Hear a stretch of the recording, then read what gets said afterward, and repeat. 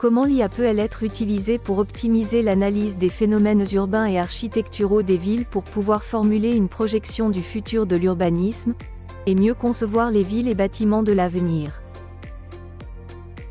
L'utilisation de l'intelligence artificielle, IA, dans l'analyse des phénomènes urbains et architecturaux, permet de formuler des projections du futur de l'urbanisme et de concevoir des villes et bâtiments plus adaptés.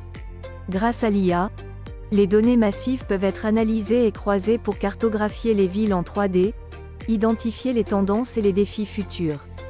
De plus, l'IA peut aider les urbanistes à concevoir des bâtiments plus durables et économes en énergie en proposant des recommandations basées sur des simulations de performance énergétique.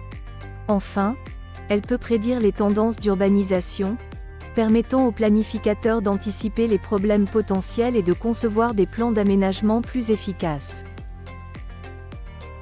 Après avoir recueilli des données sur la population de Paris depuis 1975 et les avoir introduits dans le logiciel Akio, l'IA fait tout d'abord une analyse de la croissance de la population.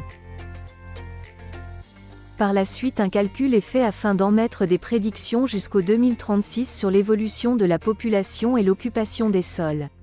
Ces prédictions sont une aide à la conception architecturale, car on peut avoir une idée de ce dont la ville a besoin, habitation, équipements publics, etc. Ces prédictions de population lui permettent également de calculer les besoins de la ville en termes de déplacement et liaison du territoire, chemins piétons, pistes cyclables et des stations vélopolitans et autres voies de circulation.